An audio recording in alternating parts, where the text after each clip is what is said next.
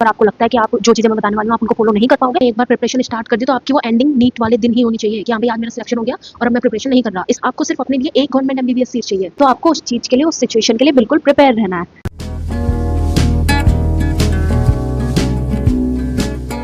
Hello everyone, welcome back to my channel, myself Tanisha Tyagi. तो आज हम सभी बात करने वाले हैं अपने नीट के बचे हुए टाइम में हम किस तरह से अपना सिलेबस कर सकते हैं। देखो, अब आप सभी को पता है कि अभी नीट में करीब 7 महीने बचे हैं और 7 महीने में नीट का सारा कुछ प्रिपेयर करना एक काफ़ी बड़ा टास्क होता है। तो आप इस वीडियो को तभी देखेगा अगर आप नीट के लिए सीरियस हैं। तो इन केस अगर आपको लगता है कि आप नीट के लिए सीरियस नहीं हैं, आपको फिर से 1-2 महीने बाद फिर से वो स्ट्रेटेजी वीडियो चाहिए कि हाँ भाई 5 महीने में नीट कैसे करें या फिर 4 महीने में नीट कैसे क्लियर करें, तो उस चीज़ को अगर आप चाहते हैं तो आप प्लीज़ इस वीडियो को यहीं से बंद कर दीजिएगा। मैं आपसे खुद मना कर रही हूँ, बट वो बच्चे मुझसे मतलब अभी तक जुड़े हुए हैं, यानी कि वो कहीं ना कहीं नीट के लिए सीरियस है। अब देखो, अब अगर हम देखें तो अभी हमारा सितंबर चल रहा है, अक्टूबर, नवंबर, दिसंबर, जनवरी, फरवरी, मार्च, अप्रैल, सिर्फ हमारे पास 7 महीने हैं। उस 7 महीने में हमारा एक बार पूरा सिलेबस कंप्लीट होना चाहिए।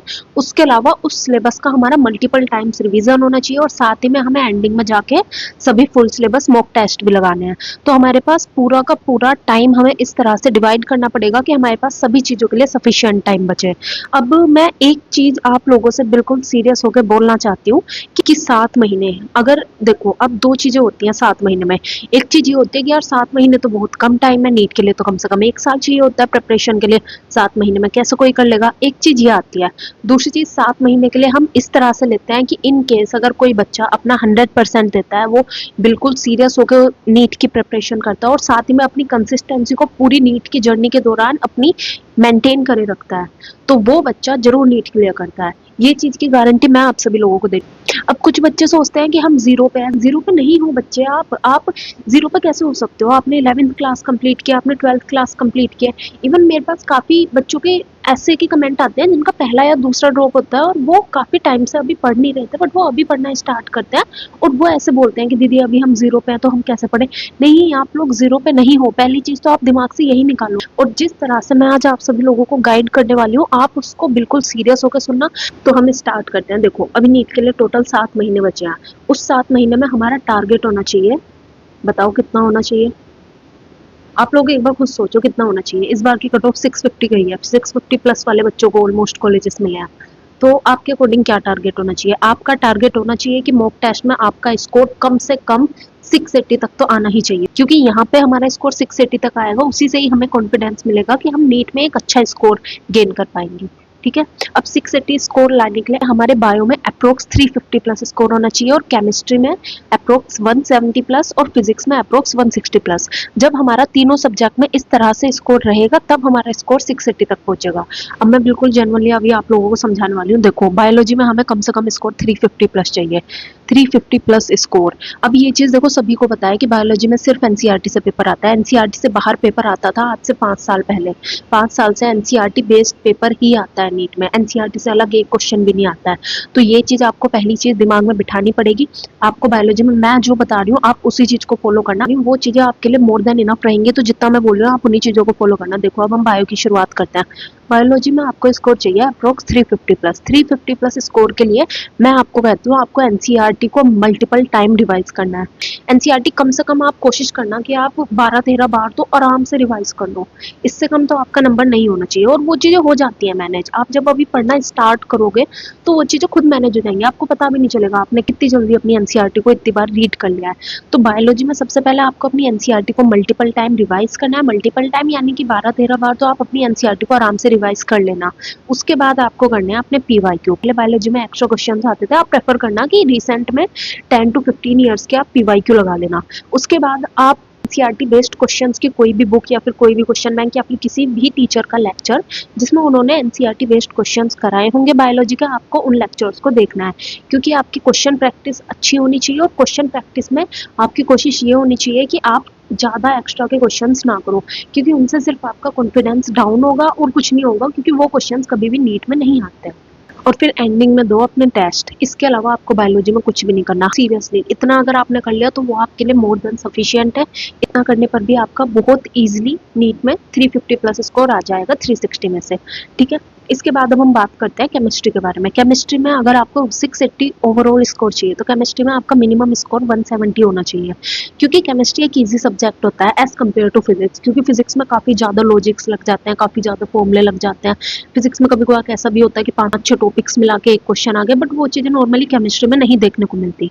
अब हम केमिस्ट्री की बात करते हैं। देखो केमिस्ट्री में 3 पार्ट है, ऑर्गेनिक केमिस्ट्री, इनऑर्गेनिक केमिस्ट्री और फिजिकल केमिस्ट्री। ऑर्गेनिक और इनऑर्गेनिक केमिस्ट्री में आपको एनसीईआरटी को बार बार रिवाइज करना है, क्योंकि इनमें क्वेश्चंस एनसीईआरटी बेस्ड ही आते हैं। इनमें आप कितने भी बाहर के क्वेश्चन प्रैक्टिस कर लो जिनमें कोई अलग नेम रिएक्शन है या फिर कोई अलग टॉपिक है, आपको केमिस्ट्री में एनसीईआरटी से अलग के क्वेश्चंस नहीं मिलेंगे। उसके बाद आपको अपनी क्वेश्चन प्रैक्टिस करनी है। क्वेश्चन प्रैक्टिस आप अपने हिसाब से प्रेफर कर सकते हैं कि आपको किस बुक से ज्यादा सही लगता है।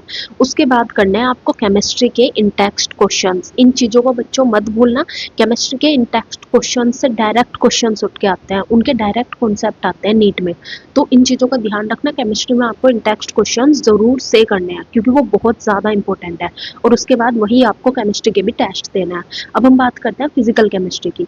फिजिकल केमिस्ट्री को अगर हम देखें तो वो कहीं ना कहीं फिजिक्स की तरह ही होती है, क्योंकि उसमें अगर हमें फॉर्मूला आता है, हमें कॉन्सेप्ट आता है, तो हम क्वेश्चन कर देंगे, अदरवाइज हम नहीं कर पाएंगे, चाहे हम कितनी भी कोशिश क्यों ना कर लें। फिजिकल केमिस्ट्री में आप कोशिश करना कि आप एक बार एनसीईआरटी से एटलीस्ट गो थ्रू जरूर कर लेना, और फिर उसके बाद आपको केमिस्ट्री की फिजिकल केमिस्ट्री के इन टेक्स्ट क्वेश्चंस और साथ ही साथ आपको उसके एक्सरसाइज के क्वेश्चंस भी लगाने हैं।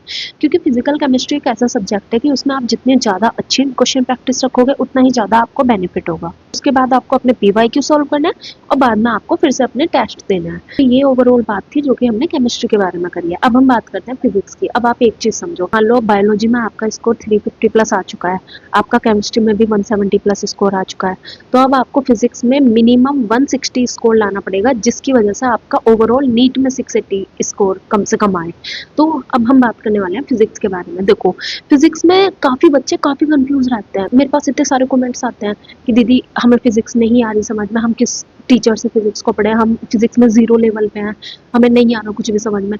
तो पहली बात तो यह है कि आप फिजिक्स में कोशिश करो कि आप फिजिक्स को समझो। आप उसमें एकदम क्वेश्चन प्रैक्टिस मत करो, आप उसके एकदम से क्वेश्चन मत देखो। मेरी बात सुन रहे हो ना अभी आप, तो अभी आप मेरे तरीके से करके देखना।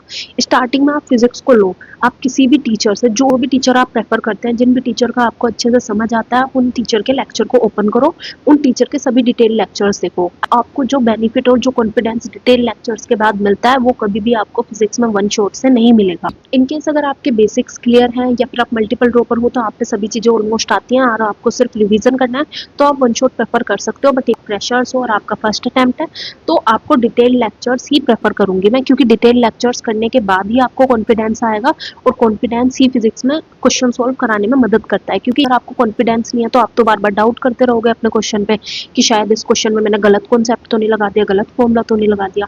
तो फिजिक्स में मेरे अकॉर्डिंग कॉन्फिडेंस बहुत जरूरी चीज है। इनकेस अगर आपको कॉन्फिडेंस है अपने कॉन्सेप्ट पे तो आप दिमाग में ही सोच के उसके आंसर निकाल सकते हो। तो फिजिक्स इसी तरह से चलती है। तो पहले आपको किसी भी टीचर के डिटेल लेक्चर्स लेने हैं, उसके बाद आपको करनी है क्वेश्चन प्रैक्टिस। अब मान लो अगर आप ऑनलाइन बैच ले रहे हो तो डीपीपी सॉल्व करो, आप ऑफलाइन बैच ले रहे हो तो मॉड्यूल सॉल्व करो। अदरवाइज काफ़ी सारी फिजिक्स की भी बुक होती है जैसे डीसी पांडे वगैरह, वो काफ़ी अच्छी बुक्स हैं, आप उनको सॉल्व कर सकते हो। उसके बाद आपको करना है फिजिक्स के इन टेक्स्ट क्वेश्चंस। फिजिक्स के इन टेक्स्ट क्वेश्चंस बच्चों बिल्कुल भी मत छोड़िएगा। फिजिक्स के इन टेक्स्ट क्वेश्चंस ऐसे होते हैं जो कि काफ़ी हार्ड होते हैं, और वो कॉन्सेप्ट्स आपको ज़रूर आने चाहिए, क्योंकि नीट में वो कभी भी पूछे जा सकते हैं। क्योंकि वो कहीं ना कहीं नीट वाले कोशिश करते हैं कि हम फिजिक्स में कुछ ऐसा क्वेश्चन दें जो कि एनसीईआरटी बेस्ड हो, बट वो ज़्यादा बच्चों को ना पता हो। तो आपको उस चीज़ के लिए, उस सिचुएशन के लिए बिल्कुल प्रिपेयर रहना है करना। और फिजिक्स की बैक एक्सरसाइज के मैं कहूँगी कि आप एक बार क्वेश्चन से गो थ्रू जरूर करना, और जो क्वेश्चन आपको लगे कि हाँ भाई इस क्वेश्चन का कॉन्सेप्ट थोड़ा अलग है तो आप उसे जरूर सोल्व करना। क्योंकि मैं भी इसी तरह से करती थी, क्योंकि बैक एक्सरसाइज में एक्चुअली मैक्सिमम क्वेश्चंस इजी होते हैं, तो उनसे अगर आप गो थ्रू करते हो तो आपको समझ आ जाता है कि हाँ भाई ये मेरे पे आता है। बट इनकेस अगर कोई क्वेश्चन आपको ऐसा लगता है कि आपको उसमें डाउट बनेगा तो उस क्वेश्चन को प्रॉपरली सोल्व करो। ठीक है। फिर उसके बाद आपको करने हैं अपने फिजिक्स में PYQ सॉल्व। तो यही ओवरऑल चीजें हैं जो कि आपको करनी है। तो बायोलॉजी आपको समझ आ गई, केमिस्ट्री आपको समझ आ गई, फिजिक्स आपको समझ आ गई। अब मैं एक चीज आपको बताना चाहती हूँ। देखो अभी स्टार्टिंग है, अभी आप प्रिपरेशन स्टार्ट कर रहे हो, अभी आपका कॉन्फिडेंस एकदम हाई लेवल का है। तो अभी तो आप सभी चीजें, सभी रजिस्टर प्रॉपर ओपन करके पढ़ोगे और वही चीजें अभी के लिए सही हैं।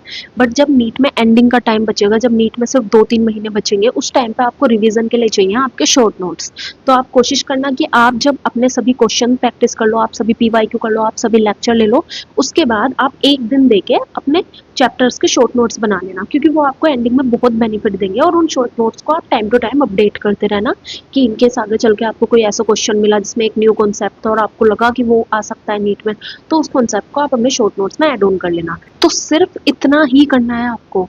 तो अब हम पूरी स्ट्रेटेजी अब मैंने आपसे शेयर करी है, अब मैं कुछ अलग चीजें आप लोगों को बताने वाली हूँ। देखो जिस टाइम पे आप टेस्ट दोगे, उस टाइम पे आपको ध्यान रखना है टेस्ट देने के जस्ट बाद आपको उसका एनालिसिस करना है। इस चीज को बच्चों कभी मत टालना, क्योंकि वो चीज टालते टालते हमेशा डिले हो जाती है और फिर आप लोगों का बैकलॉग क्रिएट हो जाता है। तो पहली चीज यही आपको ध्यान रखनी है, जिस दिन आप टेस्ट दोगे, टेस्ट के जस्ट बाद आपको उसका एनालिसिस करना है। और एनालिसिस के बाद आपकी जो भी मिस्टेक्स आती हैं, आपको उन्हें एकदम अच्छे से समझना है और उन मिस्टेक्स को फिर आपको अपने शॉर्ट नोट्स में ऐड ऑन करना है। अब पहली गलती जो आपको नहीं करनी है वो ये है कि आपको अपना टेस्ट का एनालिसिस टाइम पर करना है। जैसे ही आपका टेस्ट होता है, आपको टेस्ट के बाद आपको अगर ब्रेक चाहिए, आपको थोड़ा रेस्ट चाहिए, तो आप आधे 1 घंटे का ब्रेक लीजिए। बट उसके जस्ट बाद, जैसे ही आपका टाइम ओवर होता है आधे 1 घंटे का, उसके जस्ट बाद आपको टेस्ट एनालिसिस जरूर करना है, क्योंकि आपकी वो मिस्टेक्स ही होंगी जो कहीं ना कहीं अगर आपने अभी क्लियर कर ली तो आपकी नीट में रैंक को बहुत हाई कर देंगी। तो इस चीज का आप बच्चों को ध्यान रखना है। दूसरी चीज जो मैं आप सभी को बताने वाली हूँ वो ये है कि आपको अपना बैकलॉग इकट्ठा नहीं होने देना है। चीज समझना, पता है बैकलॉग अगर एक बार किसी बच्चे का स्टार्ट हो जाता है ना, तो वो इतनी जल्दी खत्म नहीं हो पाता। तो आप लोगों को इस चीज को बिल्कुल अच्छे से ध्यान रखना है, अपने दिमाग में अभी बिठा लेना बहुत अच्छे से कि बैकलॉग जिस भी दिन आपका क्रिएट होगा, जिस भी दिन आपको लगता है कि आज भी मेरा वो लेक्चर आधे घंटे का रह गया, या फिर वो वाला लेक्चर में 10 मिनट का रह गया, या फिर उसको उस चैप्टर के बस मेरे 5-6 क्वेश्चन रह गए तो वो मैं बाद में कर लूंगा, इस तरह से आप बच्चों को बिल्कुल भी नहीं करना है। मैं आपसे कह रही हूँ कि जिस दिन आपका बैकलॉग आपको लगे कि आज मेरा थोड़ा सा बैकलॉग हो चुका है, उस बैकलॉग को उसी दिन कवर कर लो, क्योंकि जिस भी बच्चे का बैकलॉग एक बार क्रिएट होता है उसका बैकलॉग कभी खत्म नहीं होता और एंडिंग तक जुड़ता ही जाता है। तो बैकलॉग आप लोगों को बिल्कुल भी क्रिएट नहीं करना है। लास्ट पॉइंट जो कि मैं अब आप लोगों को समझाना चाहती हूँ वो होने वाला है कंपटीशन के बारे में। अब मैं एक चीज आपको बहुत जेन्युइनली बताना चाहती हूँ कि अपने आप को किसी से भी कंपेयर मत करना। आपको अगर अपने आप को कंपेयर करना है तो खुद से अपने आप को कंपेयर करो कि हाँ भाई लास्ट टाइम मेरे इतने नंबर आए थे, इस बार मेरे को अपने आप को इम्प्रूव करना है। क्योंकि बच्चों एक चीज ध्यान रखो, अभी आपने नीट की प्रिपरेशन को स्टार्ट किया है, अभी आप उसके पहले स्टेप पे हो, बट कहीं पे वो बच्चा 10वें स्टेप पे हो सकता है, 11वें स्टेप पे हो सकता है। पर इस चीज से आपको अपने आप को डिमोटिवेटेड फील नहीं कराना, क्योंकि एक चीज समझो, मान लो 25,000 गवर्नमेंट मेडिकल सीट में से उस बच्चे को एक सीट मिल जाएगी, पर आपको तो 25,000 में से 25,000 सीट्स नहीं चाहिए ना, आपको भी तो बस एक सीट चाहिए। आपको सिर्फ अपने लिए एक गवर्नमेंट MBBS सीट चाहिए और आपको सिर्फ उस एक सीट के लिए काम करना है, उस एक सीट के लिए आपको अपनी मेहनत करनी है पूरी। तो उस एक सीट के लिए आपको दूसरों से कंपेयर नहीं करना है। आपकी काबिलियत सिर्फ आपको पता है, आपको पता है आप कितना पढ़ सकते हो, आपको पता है आपने कितनी मेहनत करी है, आपको पता है आपका टेस्ट में जनरली कितना स्कोर आ रहा है, आपको पता है आपकी कितनी सिली मिस्टेक्स थी, कितनी जेन्युइन मिस्टेक्स थी। तो आपको आपसे बेहतर कोई नहीं बता सकता। आप अपने आप को इम्प्रूव करो टाइम के साथ। और तो इस वीडियो को खत्म करने से पहले मैं एक आखिरी चीज और आपको बताना चाहती हूँ। वो जो सक्सेस का जो गेट होता है ना, उसकी एक चाबी होती है, और वो एक चाबी होती है कंसिस्टेंसी और डिसिप्लिन की। तो इस चीज को अपने दिमाग में बिठा लेना, या फिर अपनी जहाँ पे आप पढ़ते हो ना उसके सामने पेपर में लिख लेना कि consistency is the key of success. क्योंकि काफी बच्चे ऐसे होते हैं कि शुरुआत करते हैं, 3-4 महीने अच्छे से पढ़ते हैं और फिर सब चीजें छोड़ देते हैं 2-3 महीने के लिए और फिर दोबारा से शुरुआत करते हैं। तो आपको ये चीजें नहीं करनी है। आपने एक बार प्रिपरेशन स्टार्ट कर दी तो आपकी वो एंडिंग नीट वाले दिन ही होनी चाहिए कि हाँ भाई आज मेरा सिलेक्शन हो गया और अब मैं प्रिपरेशन नहीं कर रहा, इस तरह से। ना कि इस तरह से कि आज आपने प्रिपरेशन स्टार्ट करी और 3-4 महीने बाद आपकी प्रिपरेशन खत्म और फिर 1-2 महीने बाद आपने फिर से प्रिपरेशन रीस्टार्ट कर दी। इस तरह से आपको नहीं करना है। आपको अपनी कंसिस्टेंसी मेंटेन करके रखनी है। अगर आपने शुरुआत करी है किसी चीज की तो वो चीज आपकी खत्म होनी चाहिए। तो अपनी वीडियो अब हम यहीं खत्म कर सकते हैं। आपको लग रहा होगा मैंने जगह चेंज कर दी, क्योंकि अभी कुछ रिलेटिव्स आ चुके हैं, तो मैं ऐसे प्रॉपर तरीके से अभी वीडियो नहीं बना सकती। तो अच्छे से पढ़ते रहो और कमेंट सेक्शन में ज़रूर लिख के जाना कि दीदी इस बार हम नीट ज़रूर क्लियर करेंगे, क्योंकि वो कॉन्फिडेंस जो कि मैं जिस कॉन्फिडेंस से आप लोगों को गाइड कर रही हूँ, वो कॉन्फिडेंस मुझे आप लोगों के अंदर भी चाहिए कि आप लोग भी उस गाइडेंस को इसी तरह से एक्सेप्ट करें और उस चीज़ पर उतनी ही मेहनत करें और इस बार नीट में ज़रूर सिलेक्ट होकर एक अच्छे डॉक्टर बने। Thank you everyone.